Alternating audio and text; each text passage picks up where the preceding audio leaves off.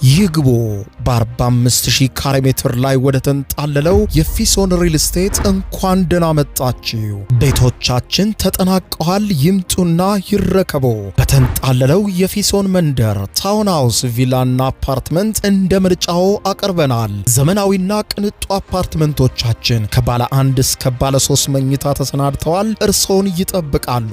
የከርሰ ምድር ውሃ፣ ለተለያዩ ፕሮግራሞች የሚሆን ሰፊ ቴራስ፣ 24 ሰዓት የማይቋረጥ ተጠባባቂ ጄኔሬተር፣ ሰፊና አስተማማኝ የመኪና ማቆሚያ፣ የደህንነት ካሜራ ጨምሮ ይሄ ቀረሽ የማይባል ዘመናዊና ቅንጡ አፓርትመንት። ምርጫው ቪላ ከሆነ ደግሞ የተሟላና በ340 ካሬ ሜትር ላይ ያረፈ በውስጡ 6 መኝታ ቤቶች፣ 7 መታጠቢያ ቤቶች፣ 2 ሳሎን፣ 1 ባህላዊና 1 ዘመናዊ ኩሽናዎችን በውስጡ ያቀፈ ቤትም አለን። ታውን ሃውስስ ቢሉ በፊሶን መንደር ምን ጠፍቶ 5 መኝታ ቤት፣ 6 መታጠቢያ ቤትን፣ 1 ባህላዊና 1 ዘመናዊ ኩሽና አካቶ በ190 ካሬ ላይ ያረፈ 2 መኪና ማቆም የሚያስችል ሰፊ ግቢ ያለው የፊሶን መንደር። ይምጡ፣ ዛሬውኑ የቤት ባለቤት ይሆኑ። በ0952 78 78 78 ወይም በ0952 79 79 79 ላይ ሃሎ ይበሉን። ፊሶን ሪል ስቴት የርሶ።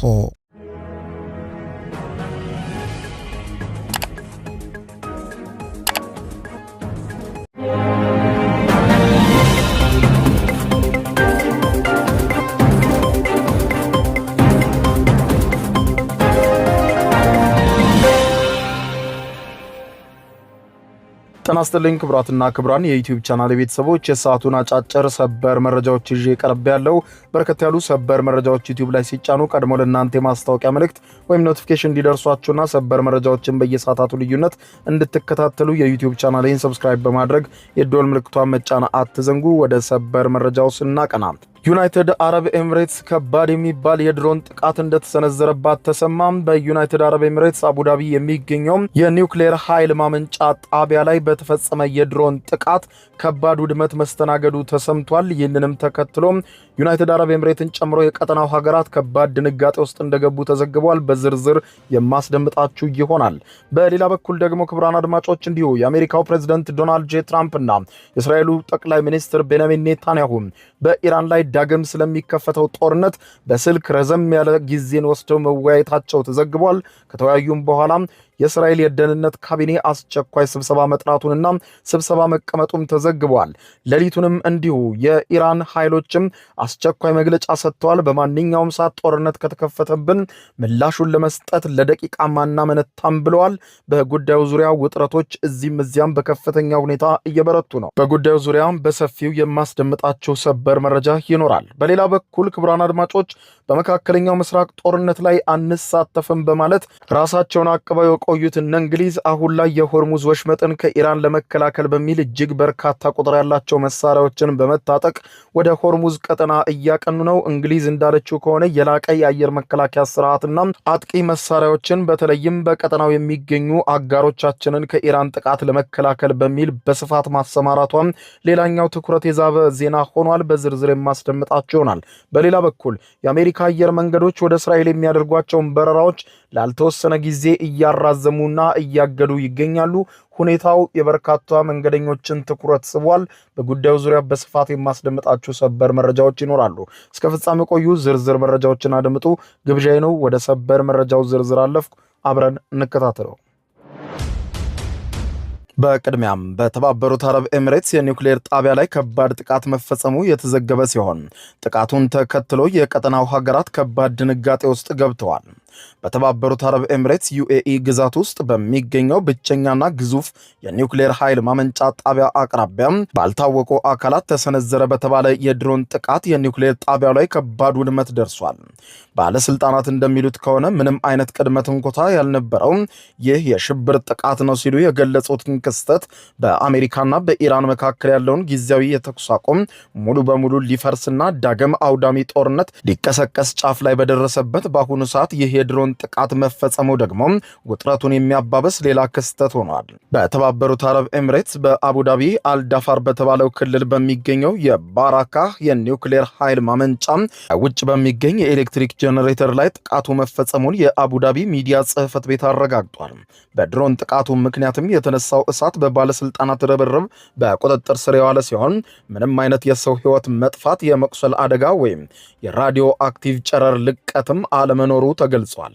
የዓለም አቀፉ የአቶሚክ ኤነርጂ ኤጀንሲ በበኩሉም ጥቃቱ በአንድ የኤሌክትሪክ ጄኔሬተር ላይ እሳት ያስነሳ መሆኑን የገለጸ ሲሆን በአሁኑ ወቅትም አንደኛው ሪያክተር በአደጋ ጊዜ የናፍጣ ጄኔሬተር አማካኝነት ኃይል እያገኘ መሆኑን ይፋ አድርጓል።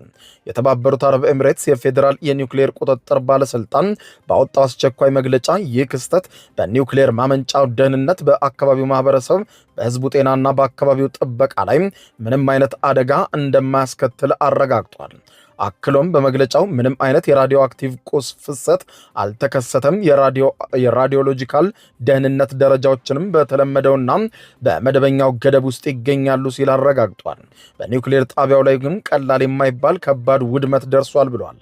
ባለስልጣኑ አክሎም የማመንጫው መሰረታዊ ስርዓቶችም በተሟሉ ዝግጅት ላይ አሁን አለመሆናቸውና በጥቃቱ ከፍተኛ ውድመት እንዳስተናገዱ ጽፏል። ይህ የአረቡ ዓለም ብቸኛ የሆነው በ20 ቢሊዮን አሜሪካን ዶላር ወጪ የተደረገበት ባለ 4 ሪያክተር የባራካ የኒውክሌር ጣቢያም በደቡብ ኮሪያ እገዛ ተገንብቶ እንደ አውሮፓውያን አቆጣጠር በ2020 ስራ የጀመረ የኒውክሌር ጣቢያ ሲሆን የሰባቱ ሼክ ዶሞች ስብስብ የሆነው የኤምሬቶችን ጠቅላላ የኃይል ፍሰት ሩብ ያህል የመሸፈን አቅም አለው። ምንም እንኳን የየመኑና በኢራን የሚደገፈው የሁቲ ኃይሎች እንደ አውሮፓውያን አቆጣጠር በ2017 ጣቢያው በግንባታ ላይ እያለ ጥቃት መፈጸሙን ቢገልጹም አቡዳቢ ይህንን ክስተት አስተባብላ ነበር። ማመንጫው ጦርነት ከተጀመረ ወዲህ በቀጥታ ኢላማ ሲደረግ ግን ይህ የመጀመሪያው ነው። ይህንን ጥቃት ተከትሎ የኤሚሬቶች ፕሬዝዳንት የዲፕሎማሲ አማካሪ የሆኑት አንዋር ጋርጋሽ በማህበራዊ ትስስር ገጻቸው ባሰፈሩት መልእክት ጥቃቱ በዋናው ተዋናይ ወይም ከተዋናዮቹ በአንዱ አማካኝነት የተፈጸመ ቢሆን እጅግ አደገኛ የሆነ ውጥረትን ማባባስ ነው ሲሉ ኮንነዋል። የኤሚሬቶች መከላከያ ሚኒስትር 3 ድሮኖች ከሳዑዲ አረቢያ ጋር ከሚያዋስነው ምዕራብ ድንበር በኩል ወደ ሀገሪቱ ግዛት መግባታቸውን፣ ሁለቱ በአየር ላይ መክሸፋቸውንና ጥቃቱን ማን እንደፈጸመው ለማወቅ ጥብቅ ምርመራ እየተደረገ መሆኑን ገልጸዋል። ይህንን ጥቃት ጎረቤት ሀገራት በጽኑ አውግዘውታል። የሳዑዲ አረቢያ ውጭ ጉዳይ ሚኒስትር ባወጣው መግለጫ በጥቃቱ የደነገጠ መሆኑን ገልጾ ሳዑዲ አረቢያ በእህት ሀገራችን የተባበሩት አረብ ኤሚሬቶች ላይ በድሮን የተፈጸመባት ጥቃት እጅግ በከረረ ቃል እናወግዛለን ብለዋል። ሪያድ አክላም ከኢራቅ የአየር ክልል በመነሳት ግዛቷን ጥሰው የገቡ 3 ድሮኖችን በአየር ላይ መምታቷንም ሳዑዲ አረቢያ ገልጻለች። በተመሳሳይ ኩዌት መንግስት የባራካ የኒውክሌር ጣቢያን ኢላማ ያደረገው ይህንን ድርጊት አጥብቀን እናወግዛለን ያለ ሲሆን የኩዌት ውጭ ጉዳይ ሚኒስትር በኩዌት የዜና ኤጀንሲ በኩል ባሰራጨው መግለጫ ጥቃቱ የኤሚሬቶችን ሉዓላዊነት የደፈረና የቀጠናውን ደህንነት አደጋ ላይ የጣለ ነው ብሎታል። ሰላማዊ የኒውክሌር ተቋማትን ማጥቃት በሲቪሎችና በአካባቢ ላይ ከሚያስከትለው የከፋ አደጋ አንጻር ለዓለም አቀፍ ሕግም ዓለም አቀፍ የሰብአዊ ሕግንና የተባበሩት መንግስታት ድርጅት ቻርተርን ሙሉ በሙሉ የጣሰ ነው ሲል አስገንዝቧል። ይህ በዚህ እንዳለ የአሜሪካው ፕሬዝዳንት ዶናልድ ጄ ትራምፕ ኢራንን ማስጠንቀቃቸውን አሁንም ቀጥለዋል። የዩናይትድ ስቴትስና እስራኤል በኢራን ላይ የሚያደርጉትን ጥቃት እንደገና ለመጀመር እጅግ በተፋጠነ ሁኔታ እየተዘጋጁ መሆናቸውን ኒውዮርክ ታይምስ የዘገበ ሲሆን ከወታደራዊ አማራጮች መካከልም በኢራን ወታደራዊ ኢላማዎች ላይ እጅግ ጠንካራና መጠነ ሰፊ የሆኑ የፈንጂ ድብደባዎችን ማካሄድና በተለይም ደግሞ አሜሪካን በኒውክሌር ጣቢያዎች ላይ ከዚህ ቀደም ከፈጸመችው ጥቃት በኋላ ከመሬት በታች ተደብቀው የሚገኙ የኢራንን የበለጸጉ ዩራኒየም ክምችቶችን በልዩና ሚስጥራዊ ወታደራዊ ኦፕሬሽን ሙሉ በሙሉ ጠራርጎ ከኢራን ለማውጣት መታሰቡንም የደህንነት ባለስልጣናት የመረጃ ምንጮች ለኒውዮርክ ታይምስ ማረጋገጣቸው አይዘነጋም። የአሜሪካው ፕሬዝዳንት ዶናልድ ጄ ትራምፕ ከእስራኤሉ ጠቅላይ ሚኒስትር ቤንያሚን ኔታንያሁ ጋር በስልክ መነጋገራቸው የተዘገበ ሲሆን ቤንያሚን ኔታንያሁም ሆኑ ዶናልድ ጄ ትራምፕ በማንኛውም ሰዓት ካሁን ጀምሮ ጦርነቱ ሊከፈት እንደሚችል ገልጸዋል። የአሜሪካው ፕሬዝዳንት ዶናልድ ጄ ትራምፕ ዛሬ ሌሊቱን ከእስራኤሉ ጠቅላይ ሚኒስትር ቤንያሚን ኔታንያሁ ጋር በስልክ ከተወያዩ በኋላ በማህበራዊ ትስስር ገጻቸው ባሰፈሩት ጠንከር ያለ መልእክት ለኢራን ሰዓቱ እያለቀ ነው፣ the clock is ticking፣ በፍጥነት እርምጃ ቢወስዱ ይሻላቸዋል፣ አለበለዚያ በኢራን ውስጥ ምንም የሚተርፍ ነገር አይኖርም ብለዋል። ጊዜው እጅግ ወሳኝ ነው ያሉት የአሜሪካው ፕሬዝዳንት ዶናልድ ጄ ትራምፕ በማንኛውም ሰዓት አውዳሚ ጦርነቴን ለመጀመር ዝግጅቴን ጨርሻለሁ ብለዋል። ፕሬዝደንቱ በትሩዝ ሶሻል በተሰኘ ማህበራዊ ሚዲያ ገጻቸው የለጠፉት ሌላኛው መልእክት ደግሞ የአሜሪካ ባንዲራ በመካከለኛው ምስራቅ ካርታ ላይ ያረፈበትና ቀይ ቀስቶችም በሙሉ ኢራንን የሚያመለክቱበት በአርቲፊሻል ኢንተለጀንስ የተሰራ ምስልን ያካተተ ስዕል በማህበራዊ ትስስር ገጻቸው ለጥፈዋል። ትራምፕ አክለውም ሌላ ምስል በመለጠፍ ከማዕበሉ በፊት ያለው ጸጥታ ነበረ፣ ከማዕበሉ በኋላ ግን ጸጥታው አይኖርም ሲሉ ጽፈዋል። የእስራኤሉ ጠቅላይ ሚኒስትር ቤንያሚን ኔታንያሁ እንዲሁም የአሜሪካው ፕሬዝዳንት ዶናልድ ጄ ትራምፕ በኢራን ላይ ዳግም ጦርነት ስለሚጀምሩበት ሁኔታ በስፋት መወያየታቸውን፣ ሚስጥራዊ የሆነ ጥብቅ የስልክ ውይይት ማድረጋቸውን የእስራኤል መገናኛ ብዙሃን ዛሬ ሌሊቱን ባወጧቸው ሰፊ ዘገባዎች ላይ አስነብበዋል። ቻናል 7 የተሰኘው ታዋቂው የእስራኤል የቴሌቪዥን ጣቢያ ይፋ ባደረገው መረጃ መሰረት በጠቅላይ ሚኒስትር ቤንያሚን ኔታንያሁና በአሜሪካው ፕሬዝዳንት ዶናልድ ጄ ትራምፕ መካከል የተካሄደው ይህ የስልክ ልውውጥ ከ30 ደቂቃዎች በላይ የፈጀ ሲሆን የውይይቱ ዋነኛና ብቸኛ ትኩረትም በኢራን ላይ ዳግም ውጊያ የመክፈት እድሎች ላይ ያነጣጠረ ነበር ብሎታል። በተመሳሳይ መልኩ ታዋቂው የእስራኤል ጋዜጣ የዲኦት አህሮኖት በበኩሉም ይህንን ወሳኝ ዜና አጠናክሮ የዘገበ ሲሆን እንደ ጋዜጣው ዘገባ ከሆነ ይህ የሁለቱ መሪዎች የስልክ ውይይት የተጠናቀቀው የእስራኤል ከፍተኛ የደህንነት ካቢኔ እጅግ ወሳኝ የሆነ ስብሰባ ከመጀመሩ ከጥቂት ደቂቃዎች በፊት መሆኑን ሁኔታውን ይበልጥ አሳሳቢና ሚስጥራዊ አድርጎታል ብለዋል። በዚሁ የጋዜጣው ዘገባ መሰረት ፕሬዝዳንት ትራምፕ ከግንቦት 13 እስከ 15 በቻይና አድርገውት ስለነበረው የከፍተኛ ደረጃ የዲፕሎማሲ ጉብኝት ውጤትን በተመለከተ ለጠቅላይ ሚኒስትር ኔታንያሁ ዝርዝርና ሰፊ ማብራሪያ ተሰጥቷቸዋል። ከዚህም ባሻገር ሁለቱ መሪዎች ከኢራን የኒውክሌርና ወታደራዊ ማህደር ጋር በተያያዘ የቅርብ ጊዜ የደህንነት ክስተቶች ዙሪያ ጥልቅ የሆነ ውይይትም ተደርጓል ብለዋል። ስማቸው እንዳይጠቀስ የፈለጉና ለጋዜጣው መረጃ የሰጡ አንድ ከፍተኛ የእስራኤል የጸጥታ ምንጭ እንደተናገሩት በኢራን ላይ ጥቃት የመሰንዘሩ ጉዳይ አሁንም እርግጠኛ ነው በማለት የገለጹ ሲሆን ምናልባትም በዚህ ሳምንት ጦርነቱ እንደሚጀመር የሚያረጋግጡ መረጃዎች አሉ ብለዋል። ምንጩ አክለውም ትራምፕ አንድ ቁርጠኛ ውሳኔ ላይ መድረስ አለባቸው፣ ከዚህ ጋር ሰላም መፍጠርና መወሰን ግድ ይላቸዋል። ዳግም ጦርነት ለመክፈትም ከወሰኑ ደግሞ እስራኤል በዚህ ጦርነት እንድትቀላቀል ጥሪ ቀርቦላታል። ሁለቱም ሀገራት በተጠንቀቅ ላይ ይገኛሉ። በማንኛውም ሰዓት ትራምፕ ሲወስኑ እስራኤል ወደ ጦርነቱ ልትቀላቀል ትችላለች ብለዋል። በሌላ በኩል የእስራኤል የህዝብ ብሮድካስተር የሆነው ካን የዜና ወኪል እንደዘገበው ከሆነ የእስራኤል የደህንነት ካቢኔ ባካሄደው አስቸኳይ ስብሰባ በዋናነትም በኢራን ወታደራዊ ጉዳዮች ላይ እንዲሁም በሊባኖስ ወቅታዊ ሁኔታዎችና የጸጥታ ስጋቶች ላይ በጥልቀት እንደሚመክር አስታውቀው ነበር። ይህ የሁለቱ መሪዎች የስልክ ውይይት እንደተጠናቀቀ ፕሬዝዳንት ዶናልድ ጄ ትራምፕ በትሩዝ ሶሻል ማህበራዊ ትስስር ገጻቸው ላይ ለኢራን እጅግ አደገኛ ግልጽና አስደንጋጭ ማስጠንቀቂያ መልእክት አስተላልፈዋል። ትራምፕ በጽሑፋቸው ለኢራን ሰዓቱ እያለቀ ነው፣ እናም በፍጥነት እርምጃ ቢወስዱ ይሻላቸዋል፣ አለበለዚያ ከነርሱ ምንም የሚተርፍ ነገር አይኖርም። ኢራን ውስጥ የምናየው ነገር እንዲኖር ከተፈለገ በአስቸኳይ ስምምነት ያስፈልጋል ሲሉ ጽፈዋል።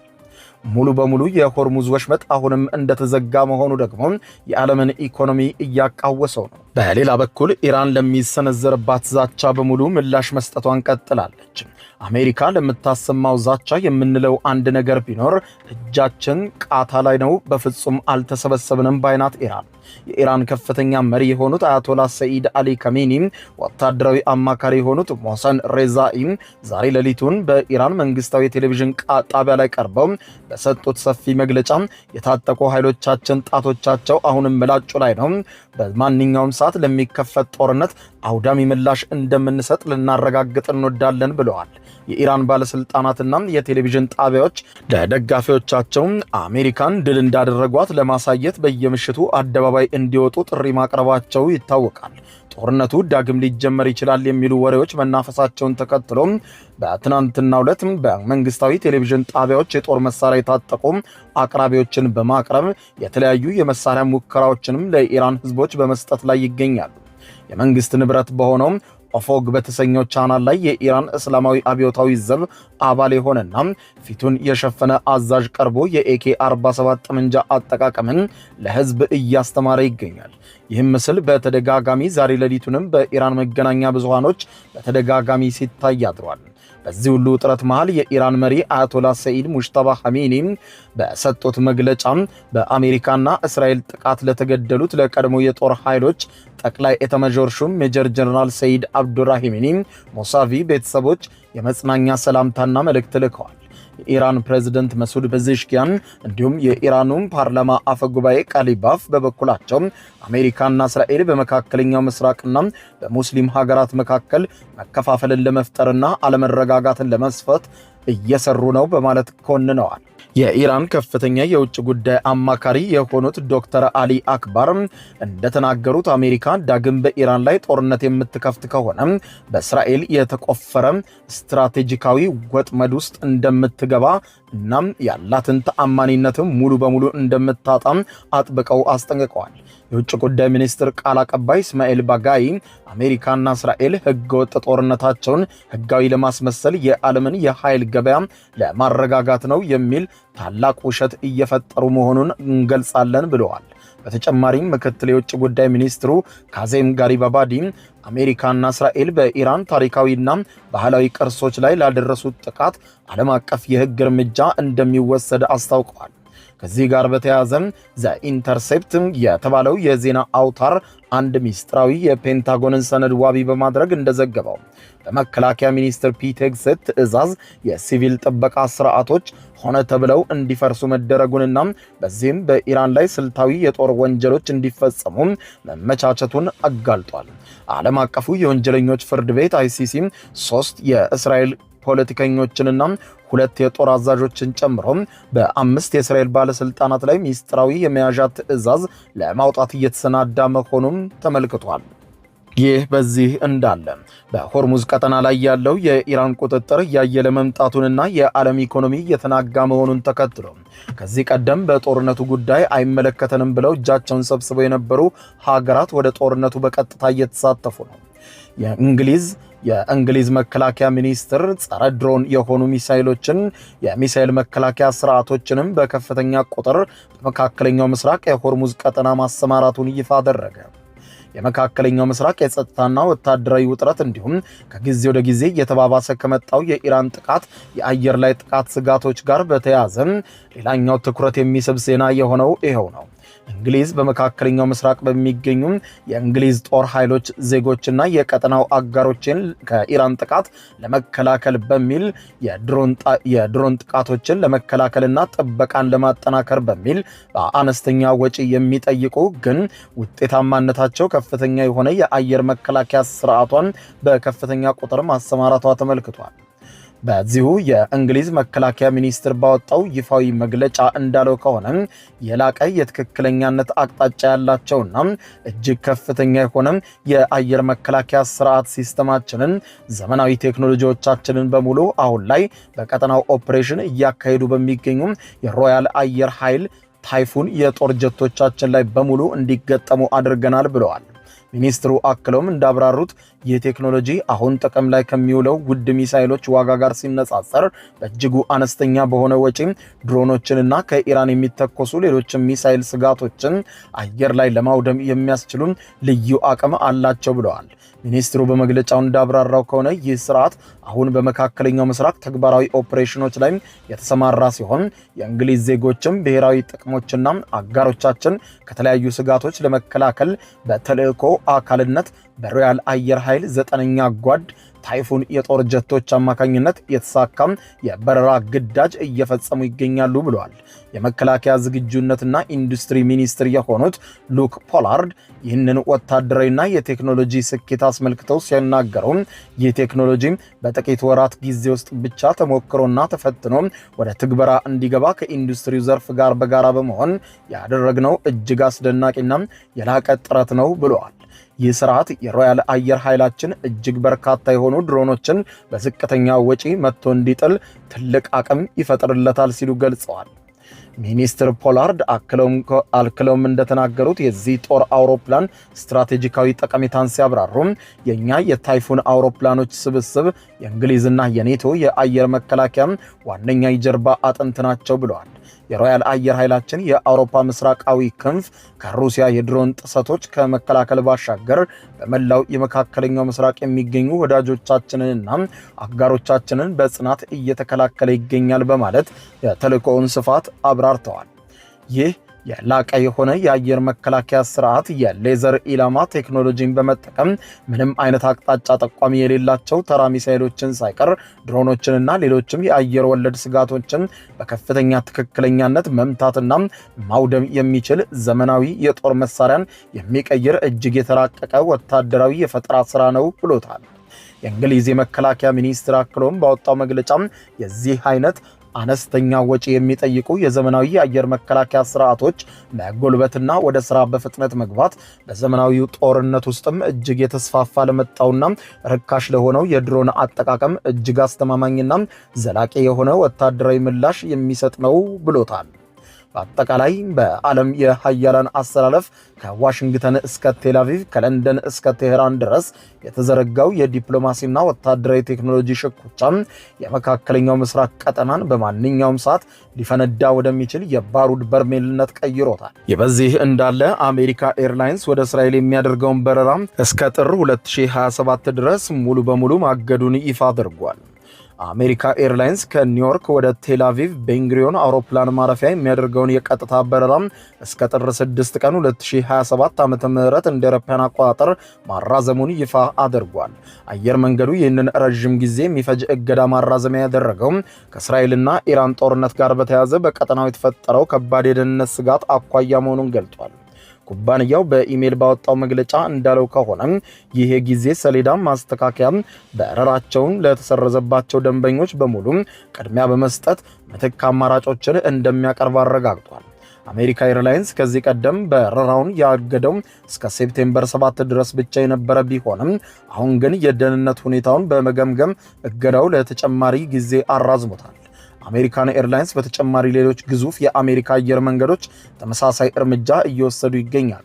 ተፎካካሪው ዩናይትድ ኤርላይንስም ከኒውዮርክ ወደ ቤንጉሪዮን እስራኤል የሚያደርገውን በረራ ቢያንስ እስከ ሴፕቴምበር 7 ያራዘመ ሲሆን ዴልታ ኤርላይንስ በበኩሉ እስከ ሴፕቴምበር 5 ድረስ ወደ ቴልአቪቭ እስራኤል የሚያደርገውን አገልግሎት ሙሉ በሙሉ ሰርዟል። የነዚህ ግዙፍ አየር መንገዶችም በረራቸውን በተከታታይ ማቋረጥ ከእስራኤል ቤንጉሪዮን አውሮፕላን ማረፊያ ወደ አሜሪካን ቀጥታ መጓዝ የሚፈልጉ መንገደኞችን በእስራኤሎቹ ኤል አልና አርኪያ በተሰኙ አየር መንገዶች ላይ ብቻ ጥገኛ እንዲሆኑ አስገድዷቸዋል ተብሏል። ክቡራን አድማጮች ለሰዓቱ ብታደምጧቸው መልካም ናቸው ያልኳቸው አጫጭር መረጃዎች የሰማችኋቸው ናቸው። ከሰዓታት በኋላ በሌላ መረጃ ተመልሰን እስከምንገናኝ በያለንበት የዓለም ዳር ቸር እንቆይ። የዩቲዩብ የስኬት ሚስጥሮችን በዝርዝር የያዘው የአቤል ብርሃኑ የወይኗ ልጅ መጽሐፍ ሁለተኛ እትም በገበያ ላይ። ዩቲዩብ ለመጀመር በአጭር ጊዜ ስኬትን ለመቀዳጀት አስበዋል? ዩቲዩብ ብጀምር ስንት ብር አገኘሁም ብሎ አስበዋል? እንግዲያውስ በዩቲዩብ 2 የወርቅ 3 የብር ሽልማቶችን ያገኘው የአቤል ብርሃኑ የወይኗ ልጅ የዩቲዩብ ሚስጥሮች መጽሐፍ በዝርዝር ሁሉንም ያብራራሉታል። ዛሬውኑ ገዝተው ህልሞን እውን የሚያደርጉበትን የዩቲዩብ የስኬት መንገድ ይጀምሩ። በሀገር ቤት አከፋፋይ አዲስ አበባ ሜክሲኮ ኮሜርስ መጽሐፍት መደብር። በውጭ ሀገራት ለምትገኙ ከአማዞን ላይ ብታዙ በቀናት ውስጥ ደጁ ይደርሳል። የአማዞን ሊንኩን እዚህ ቪዲዮ ኮሜንት ላይ ያገኙታል። የዩቲዩብ ሚስጥሮች ዘመኑ ጋር ተፈላጊ መጽሐፍ።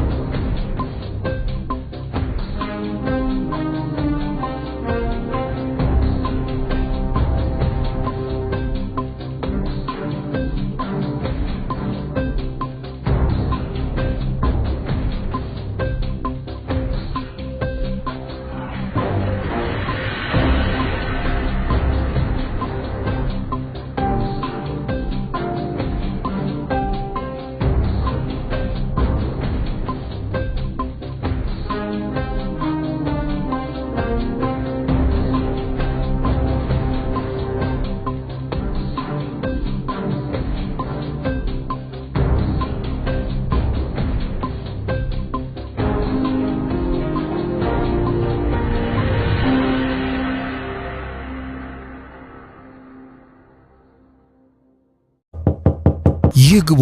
በ45000 ካሬ ሜትር ላይ ወደ ተንጣለለው የፊሶን ሪል ስቴት እንኳን ደህና መጣችሁ። ቤቶቻችን ተጠናቀዋል። ይምጡና ይረከቡ። በተንጣለለው የፊሶን መንደር ታውን ሃውስ፣ ቪላና አፓርትመንት እንደ ምርጫው አቅርበናል። ዘመናዊና ቅንጡ አፓርትመንቶቻችን ከባለ 1 እስከ ባለ 3 መኝታ ተሰናድተዋል። እርሶን ይጠብቃሉ። የከርሰ ምድር ውሃ፣ ለተለያዩ ፕሮግራሞች የሚሆን ሰፊ ቴራስ፣ 24 ሰዓት የማይቋረጥ ተጠባባቂ ጄኔሬተር፣ ሰፊና አስተማማኝ የመኪና ማቆሚያ፣ የደህንነት ካሜራ ጨምሮ ይሄ ቀረሽ የማይባል ዘመናዊና ቅንጡ አፓርትመንት። ምርጫው ቪላ ከሆነ ደግሞ የተሟላና በ340 ካሬ ሜትር ላይ ያረፈ በውስጡ 6 መኝታ ቤቶች፣ 7 መታጠቢያ ቤቶች፣ 2 ሳሎን፣ 1 ባህላዊና 1 ዘመናዊ ኩሽናዎችን በውስጡ ያቀፈ ቤትም አለን። ታውን ሃውስስ ቢሉ በፊሶን መንደር ምን ጠፍቶ 5 መኝታ ቤት፣ 6 መታጠቢያ ቤትን፣ 1 ባህላዊና 1 ዘመናዊ ኩሽና አካቶ በ190 ካሬ ላይ ያረፈ 2 መኪና ማቆም የሚያስችል ሰፊ ግቢ ያለው የፊሶን መንደር። ይምጡ፣ ዛሬውኑ የቤት ባለቤት ይሁኑ። በ0952 78 78 78 ወይም በ0952 79 79 79 ላይ ሃሎ ይበሉን። ፊሶን ሪል ስቴት የርሶ